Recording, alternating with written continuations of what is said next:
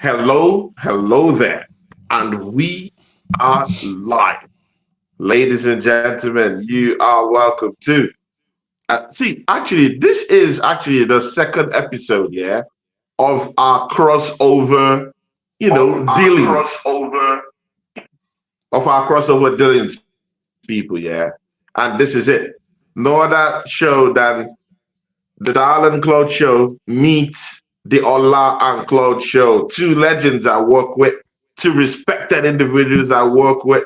I mean, one is buzzing, one watched the game yesterday from home. The other one was, at his usual pala with Lee Gunner the other day. I mean, people, let's don't start with the corners here, bro. See, people, welcome. I'm telling you, people, legendary starters all here, bro. See, people, welcome all out to the show. All out, talk to these people, man. How you doing, bro? Talk to them, bro. Big up, man. Salute for having me on the show. Feel good vibes. Happy Thanksgiving to everybody that's celebrating it out there. And yeah, man, always happy to chop it up with you guys on the show, man. You know what I mean? Salute to my boy Oregon Goon as well, man. Salute, big up. Happy Thanksgiving. Yeah, that's all our people, yeah. And of course, no other person than Oregon Gunner. Oregon Gunner, talk to these people, you're welcome, bro. How are you, bro? Boom, boom, boom, boom, boom. Boom, boom, boom, boom, boom. Get it. The cannon is in the house. The cannon's in the house. It's not as cool as Razor's cannon. Cannon is in the house. Hey, I heard about a chicken that flew out of that cannon this past weekend, roughly. I heard about a chicken that flew out of that cannon this past weekend, bro. People, you don't want to hear the story. You know what? Yeah, but I'll just start from our guest. Yeah, straight right ahead on into it. Ola, something huge happened yesterday. And the Champions League, it was the clash of the titans of the Champions League, vying for that name, the best in Europe, because Arsenal had 100% record in the Champions League at the time. Bayern Munich, probably the same thing, but Bayern Munich had all wins throughout the season. No one has monstered that effrontery or the balls paused to go down there and smack them up or give them a beating this season. Arsenal stepped up to the plate and smacked them up, maintained 100% start to the Champions League. And you know the story of what happened yesterday. Ola, give us key notes about what happened yesterday and your general thoughts and your general feeling. How did you feel, bro? I mean, I heard the corner. People, I mean, you have to watch that, bro. I mean, I was taken away by that, bro, for the first goal when I watched on playback your antics at Lee Gunner's channel. But I mean, talk to these people, bro. Hey, listen, you know where we're from. You're my countryman, and you know where we're from. They always say charity begins at home, right? And in terms of when I say charity begins at home, what I mean is you put your house in order before you go out to the world and show the world that you're ready to put the world in order as well. You put your own house in order first. And that's what we did against Tottenham. We made sure we put our house in order first. Right? Yeah. Then we top of the league, maintain that, then go out to Europe and show them, say, because I heard a lot of people going into this game and that, oh, you know what, I'll take a draw. Oh, you know what I mean? Maybe we should rotate the squad and just put the kids out there. This Bayern game don't even matter in the grand scheme of things. And I was saying, for me, this game is about sending that fucking message. We need to put the fucking world of football on notice. And we can do that, not just by what we did against Tottenham. And shout out to Eze with that fucking fantastic hat-trick that he scored against Tottenham. But it didn't stop there. It brought that performance again into this Bayern game, and every man to a T worked for each other. I was so proud of the team. And before we get into everything else, there's one guy that I'm always on his neck. And I said yesterday, for me, fuck the players. And I know the players they were the ones that did the job. But for me, yesterday, Arteta was the man of the match. It was man of the match in my eyes. You know what I mean? And I got to give him his flowers. I said it on League Gunner show. Yeah, that's just how I feel. Just looking at the way he managed the game, the substitutions, everything was to a T, how it's supposed to be. So yeah, man, I got zero complaints right now, man. The feel good factor, you know, there's something about feel good factor right now, and it's back again. That's where we're at. And I'm not saying, oh yeah, you know what, we're gonna go and win the quad. I'm just enjoying what we're doing right now, because it's been a long time that I've been asking for moments like this, feelings like this. And we're finally getting it now, man. And you know, that's a lot to do with the team. That's a lot to do with the manager. That's a lot to do with the backroom staff. And yeah, big ups to all of those guys right now, man. You know what I mean? Yeah, exactly. I mean, see people, powerful speech by Ola. I mean, look at that rendition, bro. I mean, it touched on a whole lot of things there, yeah, because people, yeah. I mean, I've been one of Mikel Arteta's biggest critics. Oh, we all. Yeah. I've been one of his most hurtful critics, bro. Yeah, but yesterday on my post-game show, I said, I mean, people, I mean, throw away all bias, throw away all any kind of agenda, people. Mikel Arteta did what he did yesterday and made the changes at the time when due, because those changes became effective and the changes got us the goals. So it is what it is. At this point, I'll bring in Oregon Gunner so he could give his footnotes to the record he kept yesterday. Oregon Gunner, tell us about the matchup yesterday, man. What were the highlights of the matchup yesterday in terms of our lineup, in terms of our tactical framework, because you're the king of that. And just give us a footnote to what you saw yesterday against Bayern Munich. Well, what I saw was 100% effort, Tony. And you know what else we've seen? We've seen 7 goals scored, and 6 of them from open play. So that's what I've seen the last couple of matches. You know, I think that Arteta got it spot on with the subs and the starting lineup. You know, Lewis Skelly, I think, was a little bit on ice yesterday, but that's to be expected when going against Olise, but he still held his own the best he could.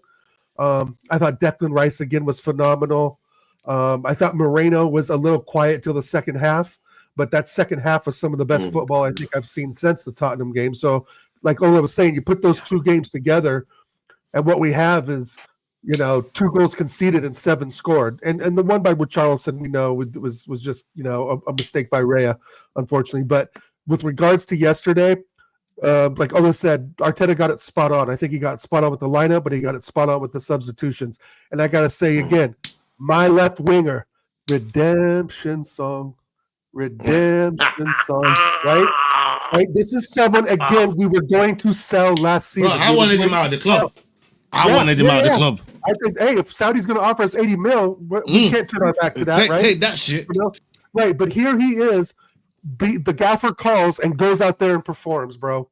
Every time this season, he's gotten the call up, he's performed, and he's been very professional through the whole ordeal, right? He's basically third in line for the left wing position behind Trossard, and you could even say Eze, and you can even say Madueke, so maybe fourth in line, right? But he's done nothing but be a constant professional for the last 2 seasons. He hasn't been complaining, hasn't been talking to the media, hasn't been on social media. When that 3rd goal went in, you could just feel the elation from the crowd. You could feel that it was totally wrapped up. It was completely killed off, right? And that's what we needed, was that 2-goal advantage. And I don't mind them having more percentage of possession. I didn't mind them having, you know, twice as many passes at the end of the game as we did. You know, they did nothing with it. Harry Kane, who? He was locked up like a prisoner in Alcatraz, bro. And that doesn't happen quite often, bro. It doesn't happen quite often, bro. I can count how many matches that Harry Kane actually doesn't see no passes, bro. I mean, all lines, all connections were cut off yesterday to him, bro. Yeah, so big up Mascara for getting a big start, and big up Saliba for keeping that calm head of his, right? I think there was an accident where he kicked the ball and hit Zubamendi in the back. There was a little chaos there for 10 seconds, but other than that, they were absolutely phenomenal yesterday, right? And it keeps building week after week after week. Again, look at the Sunderland game. That's a fluke. It's kind of a fluke, right? The Richarlison goal was a fluke. Those aren't goals they've worked the ball tiki-taka and then put it in the net, like got around our defenders. They've both been pretty much accidents on our part. And then you go back to Liverpool, the Szoboszlai goal. We only conceded really like 3 goals, well, 4 total, 4 or 5, but 3 of those are just, one's a worldie and the 2 other are mistakes, right? So maintain this mistake-free football, which I think we are for the most part. That there's no stopping us, bro. I don't see anyone beating us in the Champions League, like you said, Tony. I just don't see it. I mean, maybe Inter, but they got beat yesterday 2-1 by Atletico. Liverpool are in complete breakdown and shambles. I just don't see it. And you struggle to see it. I mean, let's call a spade a spade. You struggle to see the team that would smash it up. Let's make this connective right now. Yeah, the title of this show is "Who's the Best Team Now?"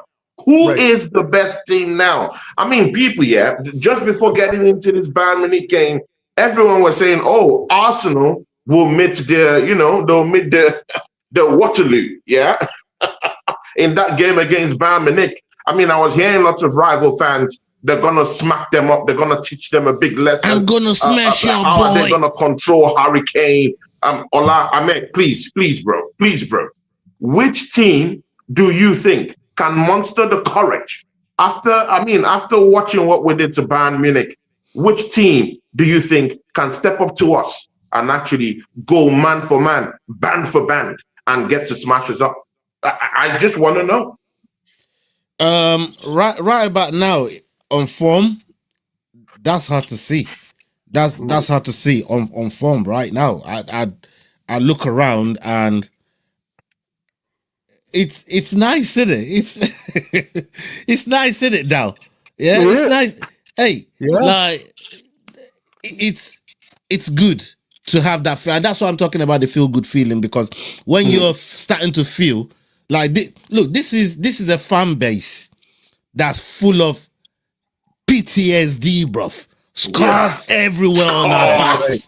The scars everywhere, bro. Just to scars. remind us of the suffering and the trenches that we've been subjected to. Yeah, the times that we've been there, nearly got there, and we got mental torture from it. And I get it. Hey, Ace, I see Aces in the chat. I get you, Aces. Yeah, I see how you're moving. I see your approach. You chose violence today, and I get it. Violence, bro. Yeah, I get it, Aces. Right, but there's no way you can see what's going on right now.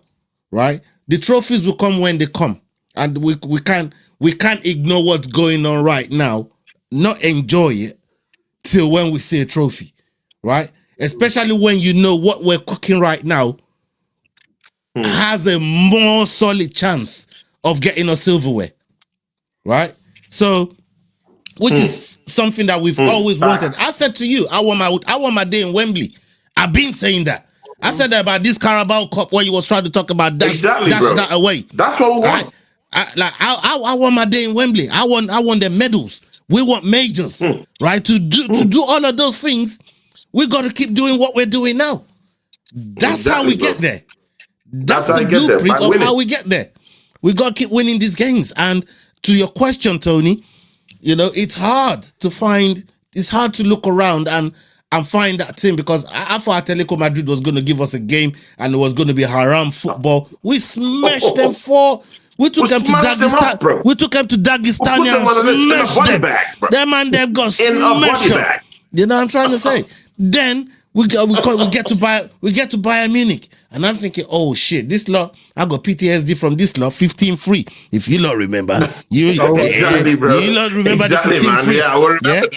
right? Those scars were bad, bro. Those scars, were bad. those lashes on my back, they still, you know what I mean? It makes me feel like Django sometimes. You know what I'm trying to say? That shit fucked up. That shit's fucked up. I'm telling you, man. Will relate. Hey, Bayern will relate to that. Bayern Munich put some lashes on us, bro. You know what I mean? Bayern Munich put some lashes on us, man. And that's the PTSD. So when I look at Bayern Munich and what we did to them yesterday, you know what's even crazier? I'll tell you what's even crazier. Yeah. We did this with a DM as a striker and without our best fucking defender, bro. Do you know how mad that is, bro? Like, bro, do you know how mad that is? We did this, playing Merino up top, our DM. And no Gabi at the back. Yeah. To go and play Bayern Munich. I mean some top gooners are already saying that Mikel Arteta has found a new position in the world of football, which is SDM, striker defensive midfielder. That's what I'm just hearing on the streets, bro. Whatever formula he's using, keep using it. You know what I'm trying to say? Keep running that formula, whatever formula. All I ask, I don't want to see Merino in midfield. Just leave him near the box, leave him up there where he's operating, and it's causing chaos, it's causing all kind of mayhem, and you know, he's finding assist, he's always causing some kind of fucking trouble anytime he's in that box, and I love it. You know what I'm trying to say? So yeah. long may it continue, man. Long may it continue. I've thoroughly enjoyed the last few games that, you know, that since we come back from international break. Thoroughly enjoyed it.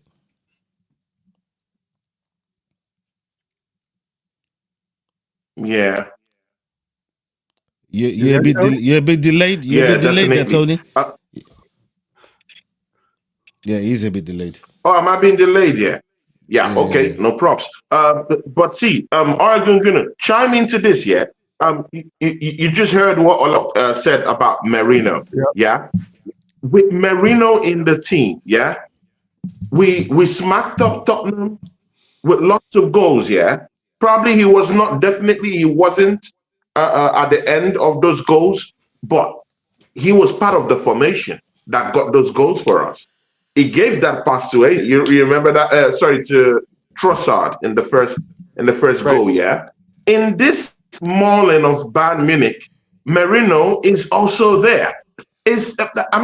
When Gyökeres comes back, when Kai Havertz comes back, when Gabriel Jesus comes back, do you want to see Merino as part of this setup? Because even with Gyökeres down there, we never got this kind of goals. I just want you to just use your spider senses to just tell me what you feel. Right. Is Merino in this team sort of like a kind of like a facade, a kind of like a false guy that's just roaming about to just get things done in a way? Because we're getting more goals with him on the pitch than when Gyökeres or even Kai Havertz have been on the pitch. What do you think? Well, I think that Moreno's specifically told to do a job, right? He's supposed to be pressing, play the false nine role, get the ball, get out, hold us back to goal, get an outlet pass to the wings, and then just keep running forward. But let's remember, he almost scored 2 headers in the second half, right? He was inches off on both of those. So I think that, he is a decent footballer, right? I think, professionally. But like Ola said, in the midfield, he just gets kind of lost in the shuffle. And he's kind of like Kai Havertz in a way where he just needs that one position to be in, right? And one job to do. But I got to disagree, Tony. With Gyökeres, I think the pressing's a little bit more. There's a little, he's more adept to scoring those goals. Because remember, he scored goals against Atletico Madrid as well in the 4-0 mauling as well. And he scored goals against Leeds and whatever teams he scored against. So I don't want necessarily make the debate of who's scoring goals, Gyökeres or Moreno, because to be honest, Gyökeres has more goals anyway, right? Even though Moreno has been in good positions, but he's being forced to do that, and I think that's more in his wheelhouse, just to chase down the opposition and apply that pressure when we don't have the ball in the defensive third. But I still, Gyökeres is back, bro. That's the guy I want to slot in. There's Moreno can sit on the bench and do a job, but at this point in time, I got to be honest, Tony. I would go Gyökeres, Moreno, then Havertz. Right? I don't think Havertz deserves that second slot. Coming in as a striker in the 75th minute or something for Gyökeres. I think he can be overlooked now to have Moreno play that role. And of course, that depends on what's going on in the game. Right? It's all circumstantial, but I don't think Gyökeres deserves to be dropped necessarily. He's more of a pure striker than Moreno. But I mean, we had this debate a couple weeks ago, right? When we were talking about Moreno in Spain and first Moreno at Arsenal. It's just, again, he's being told to do just a job at the moment, right? Is he doing it well? Yeah. I mean, yeah. But I still think it's a little bit more, right? They're not playing the ball directly to him in the box. They're not really looking for him in the box, right? He's sort of just hanging around a bit. And obviously that's not such a bad thing. But I don't think that he replaces Gyökeres fully. So when Gyökeres is fully fit, which I hope he is this weekend for Chelsea, because I think we're going to need his ability a little bit more than Moreno's. Chelsea are starting to find, a foothold right now, even though we know we don't rate their defense that well, but their midfield looks very good, and their attack going forward with Neto, who's totally on form, is going to be a challenge. So with that said, I just think that Gyökeres still gets that spot, but Moreno is one step ahead of Kai Havertz for me. Yeah, can I just add to what you just said there as well, Dan? Look, this whole situation with like the rankings and positioning in the team, Rice said something after the game that really took me, and I started to deep it. I'm thinking to myself, and it goes to kind of what you're saying. Rice is saying, hey, listen, everybody is on the same ranking. Everybody knows what they got to do. Everybody knows their job to a man. This is what we drill every day.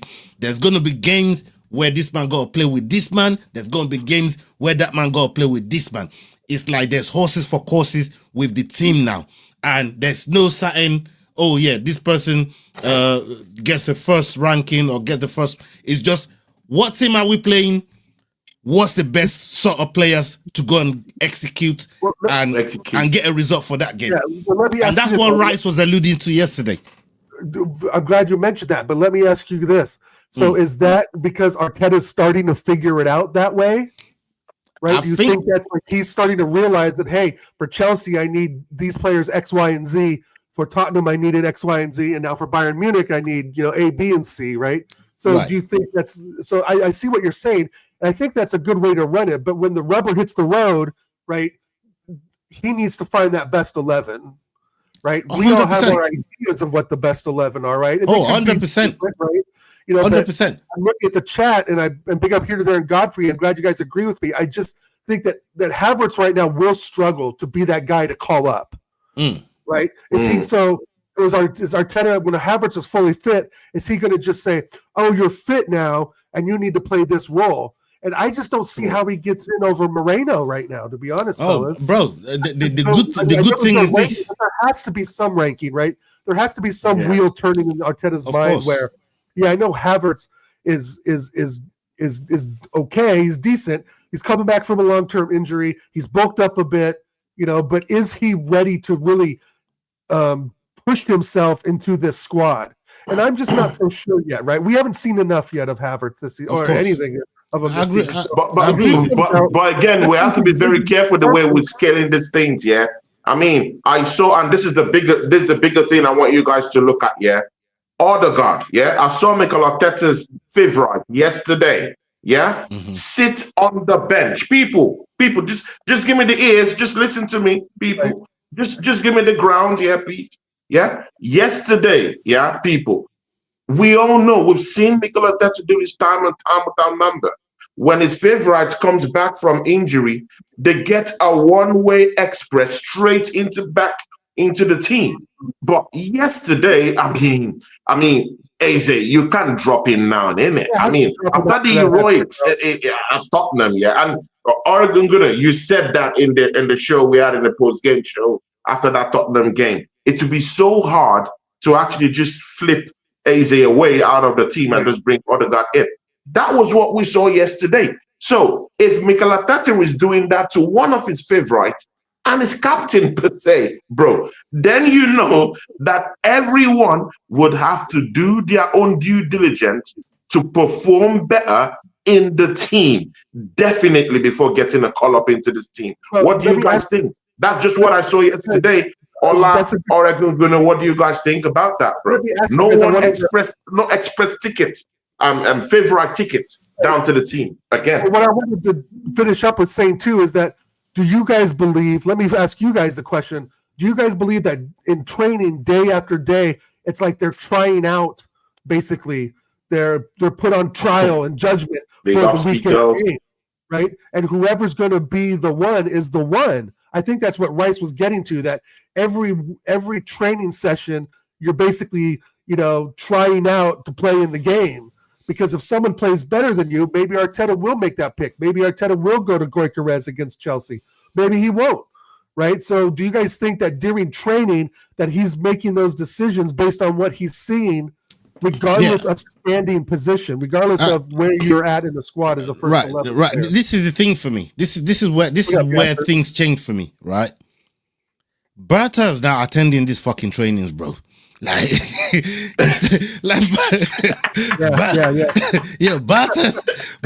at these fucking trainings now, bro.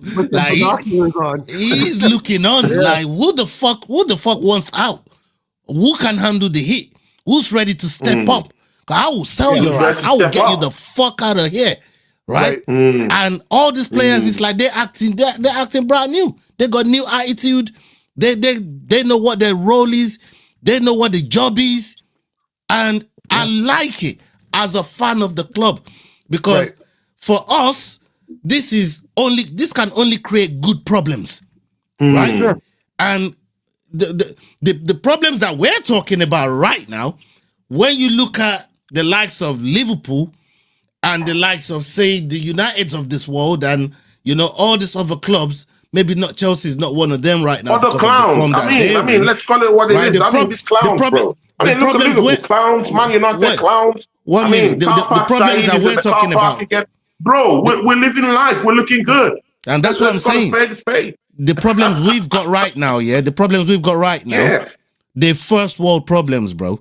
Right? We're talking about how we're going to rank Merino and Gyökeres and fucking Kai Havertz and fucking like, bro, we're talking how we're gonna rank these guys. They just need somebody to score goals for them.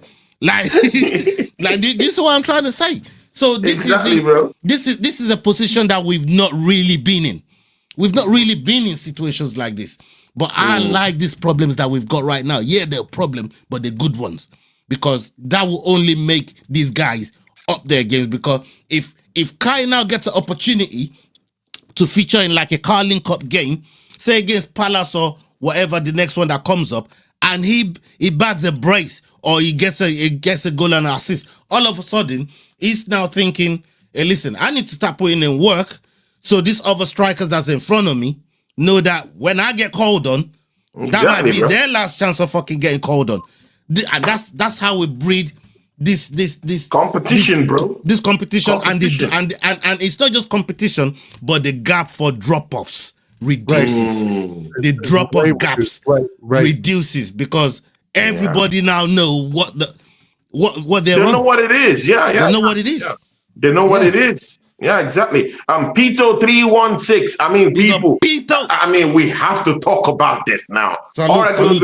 I mean, we have to talk about this now. See, the quadruple is on Tony. Pito, he gives us $5. That's my henchman down there. Pito 316. He says, believe. Happy Thanksgiving to you and the panel and the chart. Love and blessings from Porto. Hey, you famous now. Does that mean we get a pay rise? Do we get a pay rise from Tony?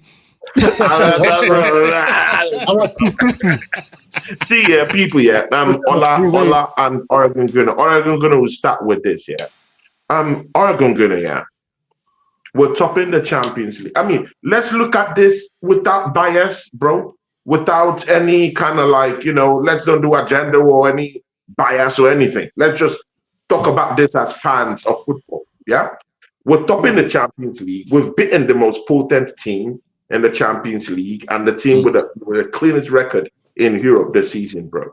Yesterday. and we're topping that Champions League table with just 1 goal conceded in all matches played, yeah, and 100% record in that same competition, where we've also taken the scalp of Atletico Madrid, a favorite to actually go into the quarterfinals or something like that. That's what we've done. In the Premiership, 6-point lead against Chelsea. We meet them on Sunday. We'll talk all about that later on, yeah? And we're top in the league. Throw it all away, Liverpool, the current champions. You got nicknames. You got nicknames for all these clubs. Like, hold on, you got nicknames for all these clubs, bro. City. I mean, look at that position right now. Yeah, good and okay. In the EFL Cup, people. Yeah, we're favorite, bro. I struggle again. I say this. I struggle to see any team that is gonna smack us up from that bunch of teams, bro. Now that's 3 competitions, people. I mean, throw away the FA Cup. We've not done anything there yet, but this 3 competition, yeah, and we're heading them. People, yes, is it a bit premature to start dreaming of a treble this season with the kind of team we have right now? Maybe not necessarily the manager, but do you think we should actually be dreaming? There's a difference between celebrating, mounting off, and dreaming. Should we, Arsenal fans, be able to dream of a treble this season? Oregon Gunners and Ola. Yeah, I want to win it all. Like we said with Ola last time when he was on the show, we demand a title. We demand a Champions League final, right? You go to a final and say it's against Madrid and you put up a fight and we lose 2-1, at least we're in the final, right? But there should be nothing stopping us from these domestic cups. Nothing at all. I don't fear City right now. They just got beat by Bayer Leverkusen and they lost the weekend before to Newcastle, right? If Holland's not doing Holland things, they're impotent, right? The only club that really looks like that could be a challenge for us right now is Chelsea, right? And I'm sorry, Yasser, I don't fear Chelsea that much either, but we should be, our aim should be the treble. It should always be the treble. It should always be the FA Cup, the league, and the Champions League. I still don't say with chess that we're going to lift the trophy, for the Premier League because, February and March is a whole different kind of season, right? PTSD, bro. Yeah, exactly. That shit's real. And we could have PTSD again. So before I rush to the hospital with PTSD, I do want to believe like Pito. I do want to believe like you, Tony. I do. I think the belief is there. If we get someone, in the FA Cup final that's not one of the top 5, we're going to win it. It'll be a challenge against, City, Chelsea, possibly Liverpool, maybe, right? But everybody else, I just, I already said Chelsea. So everybody else, though, is just, we're a cut above better than. So that's why this game with Chelsea is so important to really see where we're at, right? We say that all the time. Where are we at? Well, we just beat Tottenham. Where are we at? We beat United. Where are we at? I mean, we barely lost to Liverpool, right? And we've beaten a lot of teams and scored a lot of goals. And mind you, open play goals as well. Atletico Madrid. Open play goals. People, let's pause a bit. Let's pause a bit. I mean, see, when these dimes are being dropped here and there, we have to bring them out. Tony, you didn't even give me a chance to say something. People, Allah is famed for saying that. Kana. But people, Oregon Gunners just dropped the dime now. Yeah, we're scoring goals from open play. How about that, people? So Arsenal, it's not all about this, corner kick FC. No, Tony, that's where you're wrong, Tony. Tony, that's where you're wrong. We're moving differently now, bro. Tony, that's where you're wrong. Things up. I'm telling you right now. Things up, bro. We're mixing things up. I'm throwing fits when we're not fucking scoring from corners, bruv. Yeah, I'm losing my shit. Right? You see that game against Tottenham? And where the fuck are my corner goals? You know what I mean? Give me my John DeMarco. Give me my corner goals, but otherwise me and fucking Nico Jovis, we're gonna start having conversations, bruv. You know what I mean? Nico Jova, we're gonna start having conversations. I want my fucking corner goals, bro. I want my fucking set piece goals, right? It's got to that point that we're getting mad that we're not even getting set piece goals no more. We're scoring from open play, and that's how this thing is now, you know what I mean, making fans feel, hey, big up Drew, man, big up yourself. I see you in Big a up minute. to Drew. Big up Salute to Drew, guys. you, my boy Drew. Big up, man. That's my guy, Drew Gunners. And this is the thing, right? We all know what we're expecting. Because we make this demand every fucking season. It's what we set out that we say we want. We've been asking for majors. We've been asking for medals. So this is not like a new thing to us. Like what we want. It's just, can you get us over the line now? Because we've been flirting with it over the last few seasons. Now is the time to really.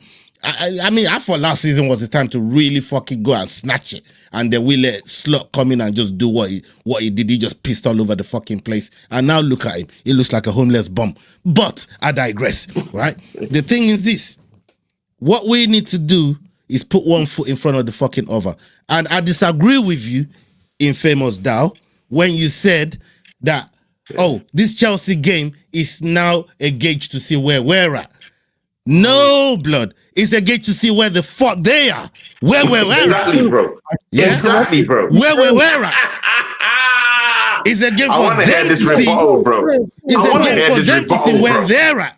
You know what I'm trying to say? Your rebuttal better be good. Yeah. Shots fired, man. But this is a massive. Your rebuttal better be good, man. We beat them and we go 9 points above them. Right? We beat them. We go 9 points. That's what's up. Them. That's what's up, and that's I'm glad you rebutted my comment, right? However, that we have to go there and prove ourselves, right? Bro, we're the team to beat. You know why? Because we don't have to prove ourselves. They ain't beat us at Stamford Bridge since 2019, blood. They have to do it. That's what I'm trying to say. Proving, though. On current form, PTSD though, bro. Oh yeah. Look, don't get PTSD. Don't get me wrong. This weekend. Don't get me wrong, bro. I saw Kane yesterday. I'm like, oh shit. PTSD over Chelsea though. I saw Kane yesterday. I saw, oh shit, PTSD. I saw fucking even Nicholas Jackson popped up yesterday, man. And I was like, oh, that's a blast from the past. He didn't do shit. He didn't do shit. He had him locked down. That's what I'm trying to say. Shit, so, bro. like, True. Look, I truly believe, and this is not me trying to fucking shit on Chelsea. Yeah, you got 74 charges on your neck here, right? Go and fucking let's know what point deduction you man are gonna get in the first place before you man even start talking about title race, blood. You know what I mean? Because you might get hit with point deduction by the end of this season. We know you're guilty because you self-snitched. Yeah, you self-snitched, and I don't recognize them fucking trophies you won during Abramovich. I am not fucking recognizing them. I'm telling you, Chelsea man, right now, yeah, that trophy is dead food to me. The only trophy that I recognize with you, man, is your Conference League and your Club World Cup. That's it. Everything else you won before that shaking is dead, his bum in the charts, bro. Everything Hazard helped you to win. Everything Hazard helped you to win. Dead. Yeah? I don't recognize that shit. Because you man got charges on that shit, blood. You man got charges on that shit. Anyone can get it. 74 charges. Even me can get it, bro. 74 charges, man. I'm lying, bro. So just remind them, man, there every time they want to bring that shit up. Yeah, we ain't recognizing that you got 74 charges on that shit. Everything that Hazard helped you to win, bro, is dead in the water to me, bro. I don't recognize it. Yeah, it's worse than fucking COVID fucking title, bro. Yeah, people that's don't look for all that struggle today, bro. That's how it is. It's got clips for everyone. I mean, Oregon Gunnar felt. He felt the power of the clips. We go to Stamford Bridge, man. And I want my 3 points. I don't want the clips now, bro. We go to Stamford Bridge. I want my 3 points, man. I want my 3 points. That's it. Yeah. Sorry, Yassa, man. I had to spray, Yassa. You know what I mean? You know what I mean? We good, Yassa. Yeah, you know we good, Yassa. But you know, I had to Oregon Gunnar, I'll bring you into the fray with the big one, yeah. With this one, yeah. When I was watching that Bayern Munich game yesterday, I was seeing Miles Lewis. You know, part of why I like my channel is that, you know, I can be able to say what I like. Yeah, I can say what I like. No one is going to shut me up here. So this is the thing. I completely saw Miles Lewis Kelly get dog walked by Olise yesterday. I don't know if you guys were seeing it. I'm sorry. But I have to say, as it is, he was getting completely ripped apart by Olise. That's why in that first half, it wasn't really that potent down that left-hand side. It was completely, he was roasted. It's been so long I've seen Miles Lewis Skelly get roasted like that. But after that change, people, where Ricardo Calafiore came in, he settled in. It did not just settle in, because this guy doesn't get props for his defensive ideals, people, due to last season when he was getting injuries and it was being dog walk left, right, and center defensively. But this season is one of our most improved players, both defensively. People, you remember he kept Salah quiet though when we met them, at Anfield, and that's fresh Liverpool this season, people. And again, we now saw him against the same Olise yesterday, completely quiet, people. And he was even having the time of his life going out. Encroaching into the attack and helping us out. He gave that pass to Noni Madueke. People, who is our best left back in the football club right now, bro? Kikape. Okay. No, I buy it, but he's not playing left back though. No, I know. I'm joking with you. No. Calafiore's looked like he's finally got it right. I mean, I still think that he's still that raw talent we've talked about. Just that stallion, that sweet prince running up the pitch and not getting back. But again, this is a different season, right? Last season was sort of like his kind of trial, if you want to say, right? But Lewis Skelly didn't. Like Drew says, he didn't have the best game. But I think that it's the experience of the culmination that Lewis Skelly needs, right? He needs to get cooked sometimes. It's going to happen. Michael Olise is a top player, right? And Olise, I think, is 2 or 3 years older than him anyway. So he's been playing, many more games than Skelly has. He's in a very strong professional environment with Bayern Munich. He played really well at Crystal Palace while Lewis Skelly was still at Hale End. Right, so I think there's that Arteta's like Ola was saying earlier. We're trying to balance the squad more, right? If you get called upon, you got to go in there and do a job. Now, if you do it good or bad, that's going to be determined by the game, right? And let's face it, Michael Olise is a tough player to stop, bro. Like to think that Miles Skelly is going to lock him up is kind of just a wrong way of thinking. Right, what we wanted to do was just disrupt him and keep him off the ball, and that didn't happen in the first half, But the second half, that was a different story, right? And I think Calafiore is bigger, he's more physical. The ball comes to Olise, he can kind of just knock him down, right? While Lewis Skelly was struggling. Bro. You brushed him aside, bro. Yeah. Lewis Skelly is going to get there, but he's going to take a couple more years for him to bulk up a bit and really make that position his own. But Calafiore, I must agree, Tony, I wasn't impressed the first season.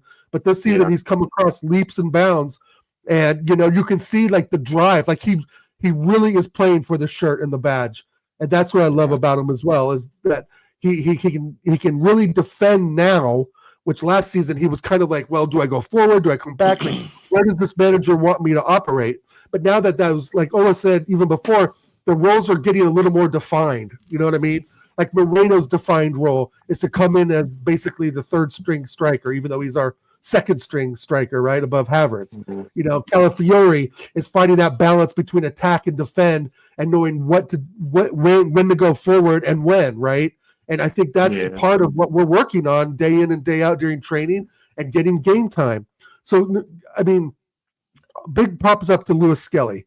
It was a hard job yesterday, right? It was a difficult job for an 18, 19-year-old kid, So with that said, I still think that second half was some of the best football we've played, since Tottenham, right? And I want to touch on one thing too, like the Odegaard talk about him coming back in. I just don't see a way for him to just slot back in over what Eze's been doing for the last 2 or 3 weeks. I just don't see it.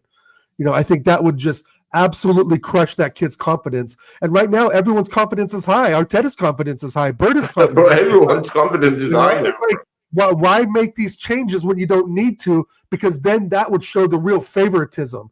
And that is what has been part of the PTSD we've suffered, right? It's not only we haven't lifted trophies or winning important games, it's that we don't know what first 11 he was going to bring out, right? It was Yeah. always this Odegaard thing. And we've also diverted from the Odegaard, Saka, Odegaard, because Eze is more free flowing. He can move to the left. He can move more in the middle, right? So that's, I think that's going to improve Saka, even though I think sometimes Saka can do bigger and better things. We can have some better performances, but he's still a very good player too, bro. Like if you're a left back trying to defend Saka, that's a long day. That's a very long day. But again, I would like to bring in Ola into this one to ask him that same question, bro. I mean, did we judge Calafiori too quickly? I mean, have we judged him too quickly? Have we judged him unfairly just based on one season? And of course, when he had lots of injuries, I mean, you knew what happened. Yeah, lots of injuries to him, and quickly we judged him in his first season, bro. Many players these days get at least 2 seasons when you're not in that striking position to actually, cement your legacy in the football club with the fans. But I mean, did we jump the gun with this, Calafiori guy? Arsenal fan base calling him cauliflower. After those disastrous showings in the first season. Look, in the spot that I roll with, my cauliflower ain't a bad thing, man. Like people work hard to get cauliflowers, bro. Like it's a badge of honor, man. You know what I mean? Like don't disrespect cauliflowers like that, bro. No, I'm just letting you know, like my fighters, you know what I mean? All big up all my fighter brethren in that. They all they worked hard to get their cauliflowers, man. You know what I mean? Like, my days, bro. It's a real thing. Yeah, it's a real thing, flipped that shit, bro. He flipped that shit, bro. But to answer your question, Tony, look, Calafiori has been one of those players that when you said, did we judge him too quickly? Number one, that's what we do, bro. That's what we're here for. Let's not get it fucked up. That's what we do. Yeah. You know what I mean? Let's not get that fucked up. Yeah. Right? Yeah. So that's number one. Number two, for him, when you go and sign for big club in the Premier League, like Arsenal Football Club, you are going to be judged. That's part of your baggage.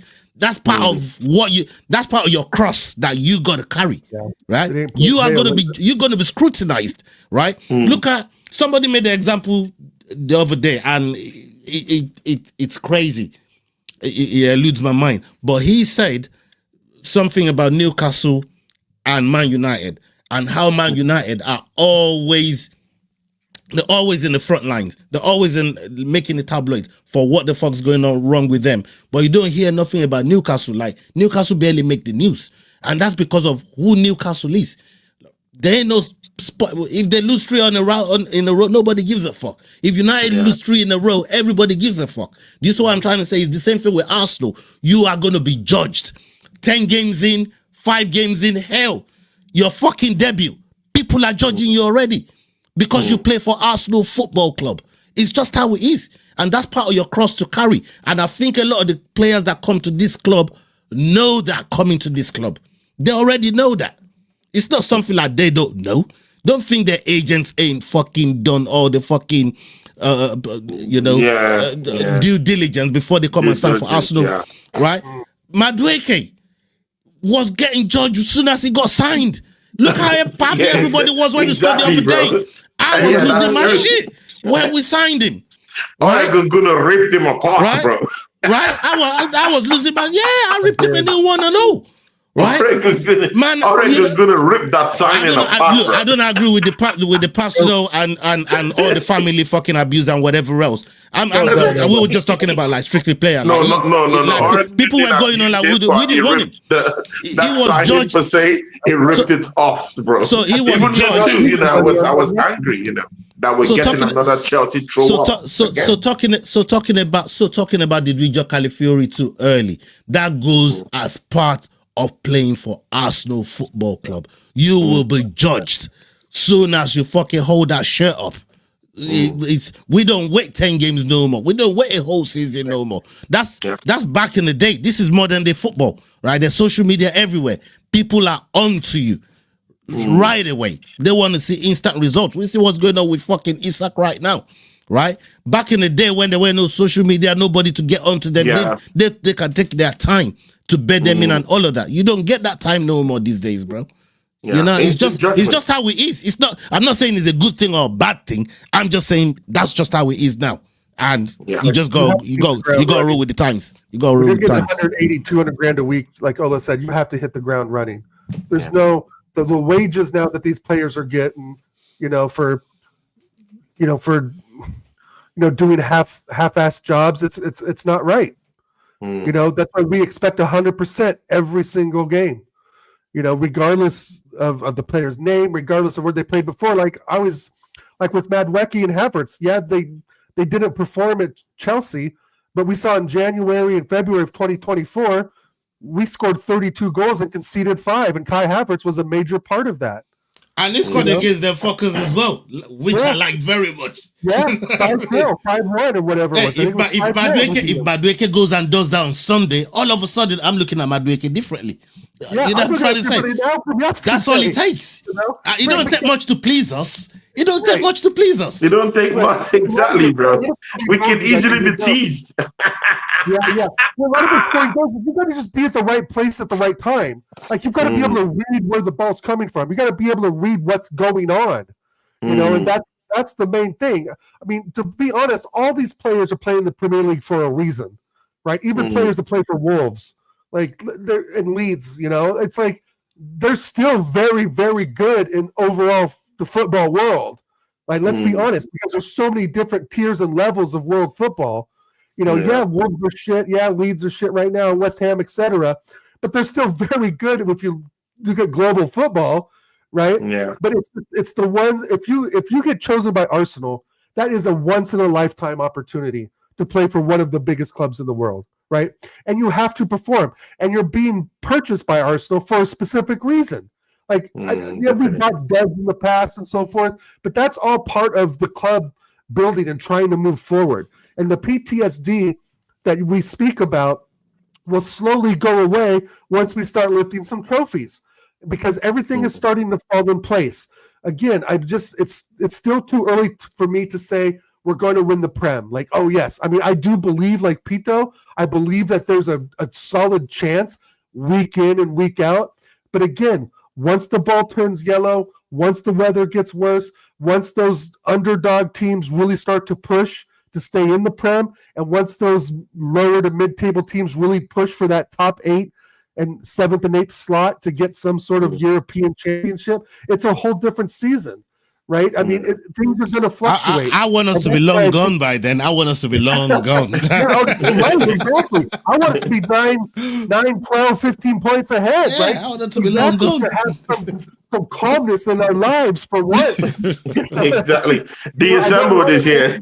People, the assembled is here. And it says, at the moment, Arsenal have momentum. All we need is regular rotation, not unnecessary changes that mess up momentum. And of course, definitely. 100%. 100%. Ola and my brother Dahlia, Martinelli, Gabriel Martinelli. 4 Champions League goals in 4 appearances. Discuss. Oof. One of the most slagged off players last season. Even this season, we've slagged him off. I banned his name from my channel, people, before reinstating it back about 2 months ago. Yeah, people. I mean, I'm this kind of guy. Yeah, I say as it is sometimes. Yeah, I'm no. I don't want to deny anybody the merit. Yeah, this is how we should put it. Yeah, 4 goals in 4 UCL games, people. Gabriel Martinelli. How about that? What can I say? Redemption song. Redemption. Yeah, you've been saying it. He's found his role, like we discussed earlier with Moreno. He's found his role. Maybe he's not starting games, right? We're using Trossard's overall experience because he's, I think, about 6, maybe 5 years older than Martinelli, right? So we're using Trossard as sort of that 30-year-old technical expertise, right? That experience. Yeah. So maybe Martinelli has found his spot to come on and be that finisher, and And let's see what happens. I mean, it's fantastic, right? But this is someone we slagged off before. But the thing is that we've got to look to the future, right? And does he fit into this Chelsea lineup come this weekend, Tony? And I know that's something Ola wants to talk about. That's something Ola wants to talk about. Because we're going straight to that Chelsea game now. Over Trossard, I'm not so sure yet. But there's a good mix there, right? We could start Martinelli this weekend over Trossard. Maybe bring Trossard on in the 72nd minute like we have before to get us that goal. He's injured, though. Trossard is injured, though. Okay, I didn't know how bad it was. I know he got a knock and came off, right? But I don't know how injured there's still a few days. I could see Trossard maybe walking that off, man, and coming back into the fair enough. So we don't know yet. We've got to wait. Chelsea coming up, I think we need to keep the same lineup. If start Calafiori left back, bring Martinelli in if Trossard has a small knock, and I would bring Gyökeres off the bench at this point. I think that he still needs to get in the game, but Moreno is not messing with the momentum that the assembled's talking about, right? Keep that momentum. Let Gyökeres have his chance to come on in the 70th minute or so. But with that said, I just think that Chelsea's going to find it very hard at times, right? If we can isolate Enzo Fernandez, keep Neto on his 6 and 7s, I think there's a good chance we can pull away with 3 points this weekend. Yeah, exactly. People, we'll move down to this Chelsea talk. I mean, that's the final part before we all disperse from here. Arsenal go down to Stamford Bridge. Yeah, people. I mean, the London derbies are. They're coming in a flurry, innit? And we'll be going to face Brentford later on next month. Footnote: Arsenal, Chelsea versus Arsenal. What do you think? What is going to happen? What should we know about this fixture, my brother, man?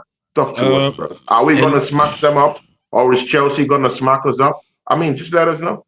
Hey, I'm gonna smash your boy. Yeah, that's what we're coming over to Stamford Bridge to do. And look, especially with this fixture, and you all know how I feel about Chelsea, right? Yeah, he doesn't like Chelsea, bro.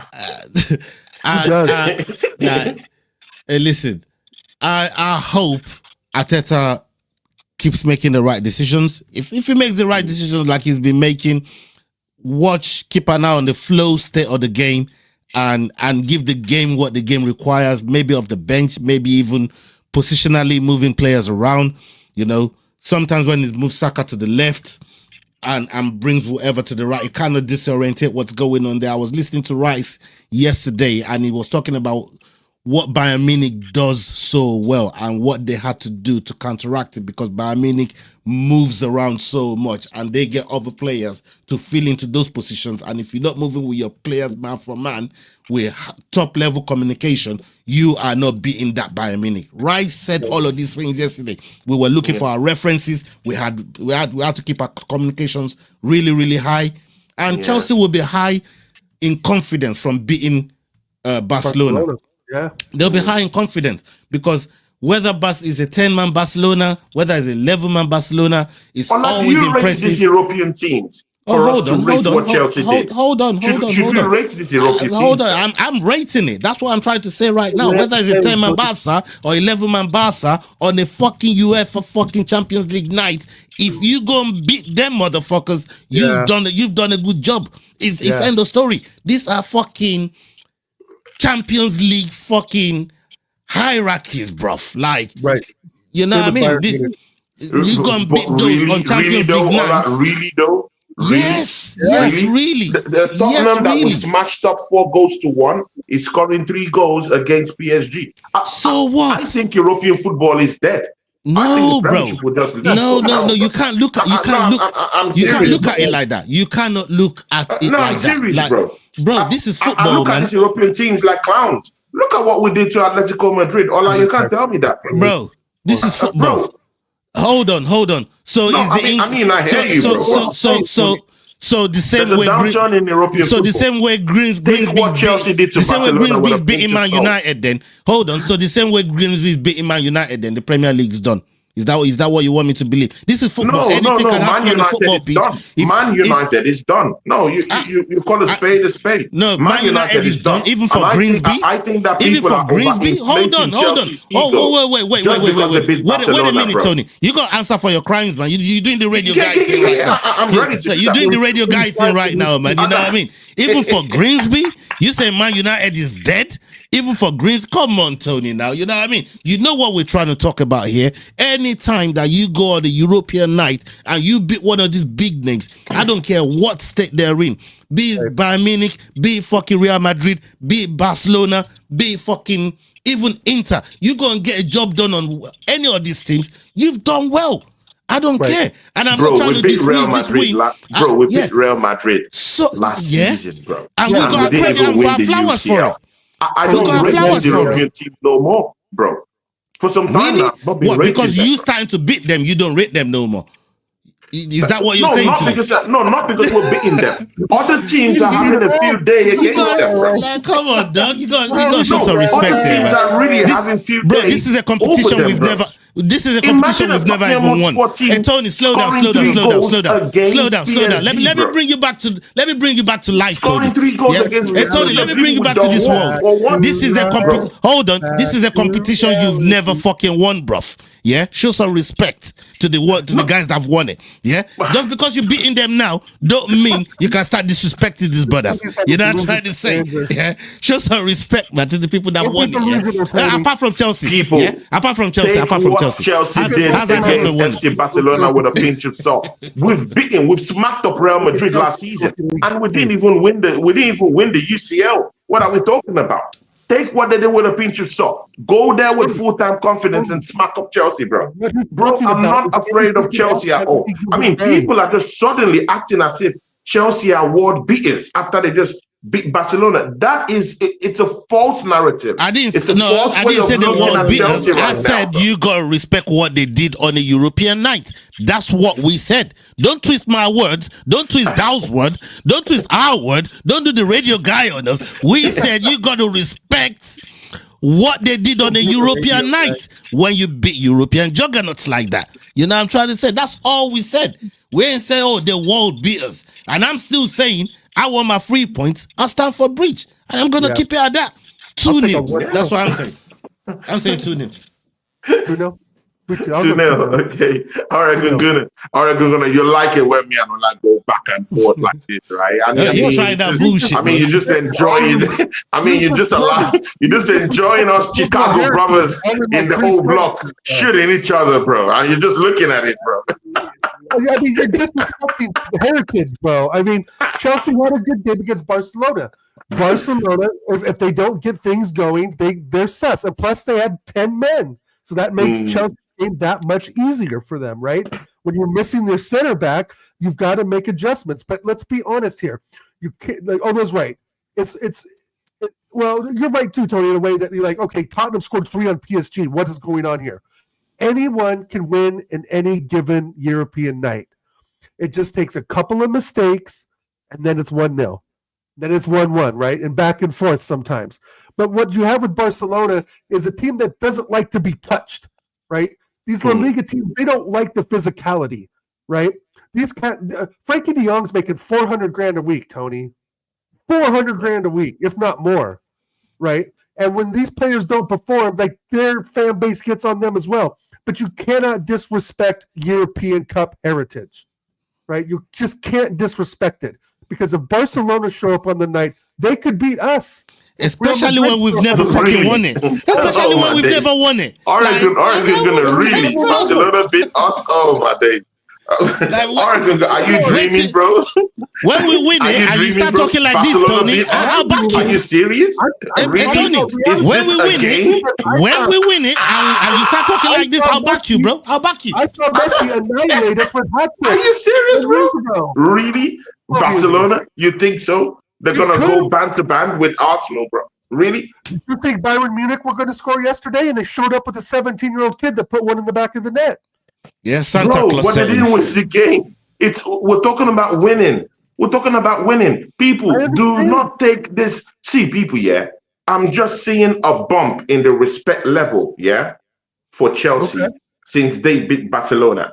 The narrative for Chelsea was that, oh, okay, they're just in second. They're just pretenders right now. We know they're not going to be contenders, really. They're going to drop off. From that, straight into, oh, Chelsea might actually beat Arsenal this weekend. Oh, they look like a very good team. Really, Chalobah is the is the center half. Forgetting about Casado. Chalobah is the center half, people. What are we doing here? Really? Is this what we're talking about? Bro, really? Is this what we're talking about? Cucurella? Is this what we're talking about? Really?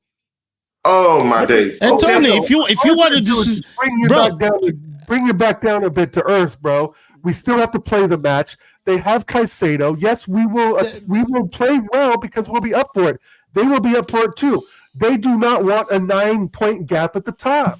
Of course. 9 points, bro. Yes, it'll become smooth sailing. But for them to be going back to Barcelona, that could be once in a lifetime thing for them. If they played that game 5 times, do you think Chelsea win 3 out of 5? I don't think so. Bro, Barcelona's form has been stinky all over Europe for some time now. You know that. Ola knows that. They've been stinky for some time now. You know that. European football has been stinky for some while now. We all know this. We know this. Real Madrid, you know that. Bro, come on, man. They've always won this UCL all the time. Why did Bayer Leverkusen beat Man City then? And Karim Benzema, Tony. Why did Leverkusen beat Man City? Bro, it is what it is. Why did Leverkusen beat Man City? Started from the bench on the day against Bayer Leverkusen. So, I mean, it is what it is. Why did PSV beat anyhow Liverpool? you like, but it is what it is. You can't keep shitting on European competition, bro. Who you get is who you got to beat. Like, if you beat any one of them on the night, it's a big win. I'm taking it. You know what I mean? It's a big win, but I'm saying that it doesn't have to change the narrative to how we look at Chelsea. That's what I'm saying. That's what I'm saying. Take it with a pinch of you ain't salt. say it like that. If you want to disrespect Chelsea, I disrespect Chelsea with you, bro. You were saying about you were throwing shots at Barcelona. You wouldn't say that about Chelsea. You know what I mean? That's why I was like that. You want to disrespect Chelsea, I'm right there with you. You get me? Like, come on, dog. What are you talking? Yeah, you want to disrespect Chelsea? Let's get to it.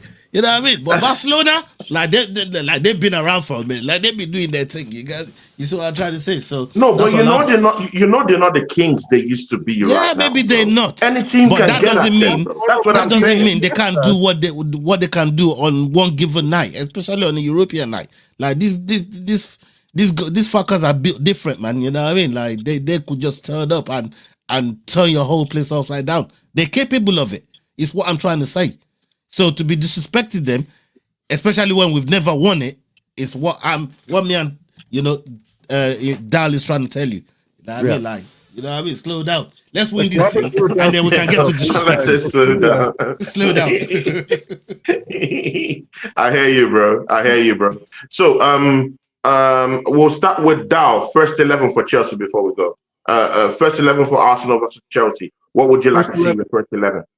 Calafiori, Hincapié, Saliba, and Timber. And then I want to see Rice, Zuba, Mendy, and Eze. And then I want to see Martinelli, Gyökeres, and Saka. But I think he's going to play Moreno, though. And I think he's going to be Moreno. Martinelli's going to get the start because maybe Trossard has a bit of a muscle sprain. And I only put Martinelli there. That's my 11 as well. Yeah. Ola, give us your first 11. And please, also that was just called it. Apart from Merino. Okay, good. Now just literally called my team. The same squad I put out. Okay, good. People, is this the kind of game for Odegaard to come in? No. To pick passes out? No, Eze. Odegaard got to earn. He's got to earn his way back in the team.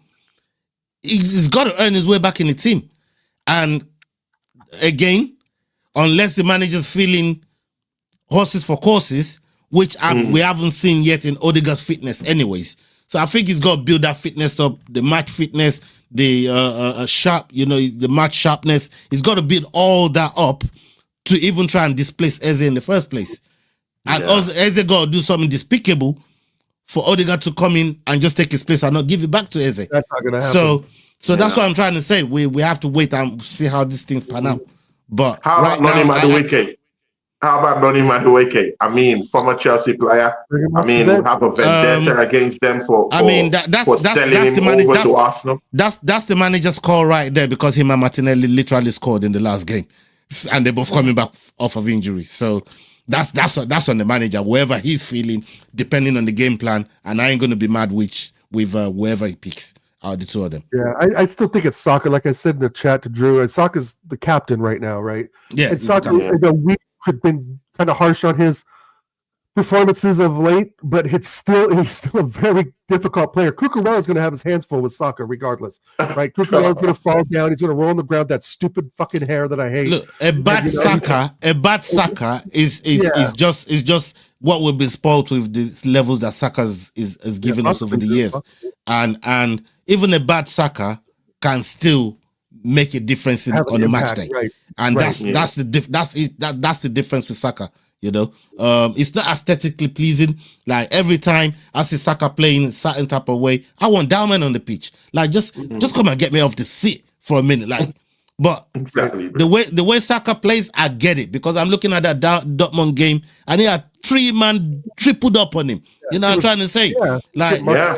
So sometimes I've got to try and look at it through that lens and think, all right, that's going to restrict whatever flair that I'm looking for Saka, and that's not his game anyways. So he's got to just be efficient whenever he gets a chance to be, and for the most part, that's what Saka does with his gameplay, just efficiency. It might not look pleasing, it might look dogged, it might look rubbish, but at the end of it, we're going to get something going to make it count from those efforts, and that's one thing I like about Saka. Against Chelsea, I don't think their back line is that good. No, right? Me neither. I really don't. I think it's improving, right? I mean, like we talked about Calafiori, it's improving our back line. They have some players like Chalobah who's kind of improving. I'm not saying it's in leaps and bounds, but Chalobah is getting better with more game times he plays, gets more drilled into training. He'll be okay. Right, but it's going to be a tough game for Chelsea, with no doubt. With Rice running up the left, Martinelli, maybe Moreno, being physical with the center backs, and Saka, right, moving well with the ball, but maybe not getting those highlight moments. But almost 1,000% right. He's getting marked out of games, and it's completely noticeable, right? So I think we have been harsh on Saka overall, but when the times where he has had the ball without the double or triple team and really hasn't produced much, then we can get on him. But I just think that with the level we're at right now, Saka still is a threat on that side that they have to contain, because he will come across the goal. He will put it far post with his left foot. We've seen him do it hundreds of times. Yep. And the delivery he's been giving from the corners has been good. He almost scored against Tottenham with the second free kick, nearly went in. Some people, I think, debated that. So I think, like it's what Ono said, he's just getting marked out of games at times. But if he can get some freedom, he's definitely a threat. I think that he hasn't really this season yet lived up to the star boy status, but we still have a lot of football to play. We still have a long way to go. And there's going to be games that he's going to be instrumental in. Definitely, people. We have to go. I mean, Ola is already giving me those little signs that, hey man, you have to cut it up. Don't look at me. He's the boss. The madam is down there. Don't look at me, bro. It's the boss, man. It's the boss. You've turned into the radio guy now. Bro. Oh man. See ya. Before you go, Ola, prediction for the Chelsea game, and tell us what you got coming up on your channel, people. Yeah, man. 2-0. I've called 2-0 for this Chelsea game. I think it's going to be one of those professional. Just go out there.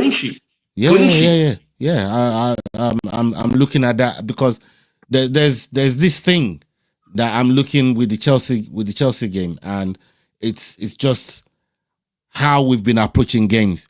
We make games how we want it to go, and I think if we go out and play to our best, to how we've been playing, which is just controlling games, getting the result, and just getting the fuck out of there, make it as boring as fuck. Because anybody that's expecting some high octane, squashbuckling fucking football from this game, you got something else coming. You know what I mean? This game is going to be nasty, going to be dogged, going to be boring, and we're just going to probably take 2 chances. Maybe one from open play, one from set piece, or maybe both from set piece. I would love for both to be from set piece. So, that's how I'm looking at it, 2-0. And then what I got coming up, Yeah, we just done on the Fight Week show. Dust Up. Subscribe.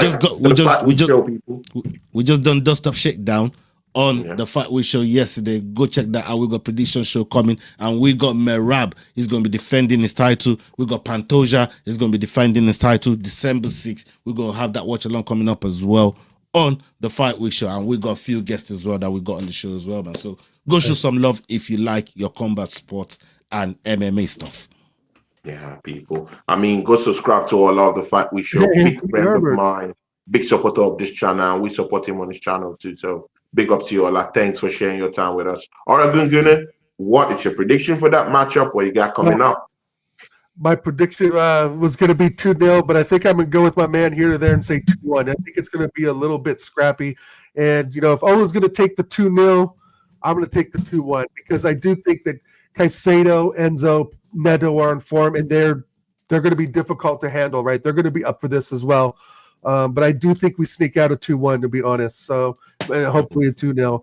But other than that, not much else going on, man. I think I may have a show with TJ tomorrow because we're off, you know, this today and tomorrow for Thanksgiving holiday. So nice 4-day weekend. But yeah, I'm pretty confident, but I got to go with 2-0, Tony. 2-0. 2-1. Okay. 2-1. Okay. Sorry, 2-1. People see, yeah, I'll be different, yeah. I'll go with 4-1. I don't respect that Chelsea back line. I don't respect Cucurella. I don't respect He's so Chalobah. I don't respect now. that. I don't respect. He's so disrespectful. I don't respect that back line, people. And I think these guys are pretenders. So we're going to go there. It's not going to be easy, but we'll figure them out, and the goals will come in the floor. That's what I think. No, it's not going to be easy, but it's just going to be like this Bayern game, yeah. Where they're going to put up a resistance. Tony just wants us to score 3-4 goals every game now. The first he just wants 3-4 goals every game. They will just give up. That's what I think. They will put up a big resistance in the first half. Yeah. Look at Tony come off international break demanding 3 and 4 goals. Boom, the goals start coming in. That's what I think. Because I just do think that if they meet players that can be able to run circles around them, you know, in that mostly that defense. I don't trust that defense, bro. I don't trust their defense. Cucurella, Chalobah, bro, we've always bullied them, even in Stamford Bridge. So it's all good and okay if people say it's gonna be a tough game. I hear that, but I think we're gonna beat them 4-1. People, I don't respect that backline, bro. I don't respect that defense. That's the problem. I just don't see how, in the grand scheme of things, how Chelsea beats us. Only maybe Estavio that I really respect. But again, I think Calafiori holds it, as in puts him on a list though. But again, it is what it is. We're going to see on Sunday, Tony, man. We're going to see, man. You know we'll see, bro. We'll see, bro. But I'll be expecting my corner kicks. I mean, I will be expecting a set piece goal, definitely, bro. Chelsea, people. Let me also, Olav already said here that, you know, is going for a mislead 2-0. Oregon Good says 2-1, but people, bro, Chelsea can't defend set piece, bro. All these teams that they're playing against like playing direct football. They don't play set pieces that much. People, Chelsea will be meeting Arsenal, who have actually scored lots of goals through set pieces this season. We're gonna walk them out, bro. We're gonna outwork them. We're gonna, you know, bro. Set pieces will be part of the biggest plans that we have going into Stamford Bridge. And Chelsea can't defend. They can't defend set pieces. Bro, it gives me wings. It's like Red Bull. The thought of that alone, knowing that Cucurella and the rest of those clowns down there in their defense can't take care of set pieces, mostly corner kicks, people, I have wings. And I want to fly right now, bro. Look at Ola looking at me like he's so disrespectful. I love this people. Just disrespectful. Ola's looking at me and saying, "Oh my God, this guy's fucked up, bro. This guy's crazy. This guy's fucked up in the head, bro." I like this. People, smash the like button. Subscribe to my guy, my brother Ola of the Fight Week Show. Subscribe to my guy, Guna people. Yeah, me and Ola might be back this weekend, definitely. On Sunday, if Oregon Gun is free for the post game show, we could do something. I'll be free. I'll be free for that. If but I would have to hit hit up Ola if Ola would like to come up for that one. We can But people- reconvene on Sunday if Ola's available for sure. man. Yeah, if Ola is available on Sunday, we could do that together. Yeah. I'll give you man a shout. I'll give you a shout. Yeah, sure. No worries, man. So people, peace from me, Ola, from the 5 Week Show, and Oregon Gunner. We are out, people. Peace. Salute.